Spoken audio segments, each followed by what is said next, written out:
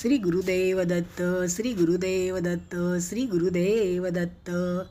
गुरुचरित्र संक्षिप्त अध्याय 19. कृष्णा नदीच्या काठावर अमरेश्वराजवळ 64 योगिनी राहत होत्या.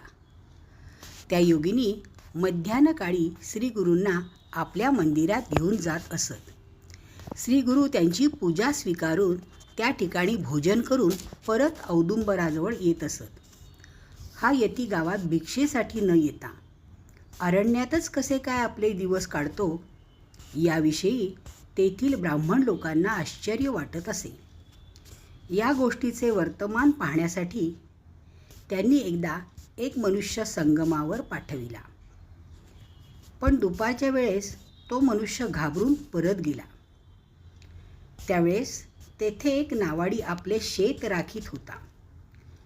त्याने त्या योगिनीस श्री गुरूंची पूजा करताना तसेच त्यांना गंगा प्रवाहातून आपल्या मंदिराकडे नेताना पाहिले. त्याला अतिशय आश्चर्य वाटून दुसऱ्या दिवशी तो देखील त्यांच्या पाठोपाठ गेला. पुन्हा गंगा प्रवाहात श्री गुरु निघाले योगिनी सहित, जो का नर होता पाहात तोही गेला सवेची. पुन्हा गंगा प्रवाहात श्री गुरु निघाले योगिनी सहित, जो का नर होता पाहात तोही गेला सवेची.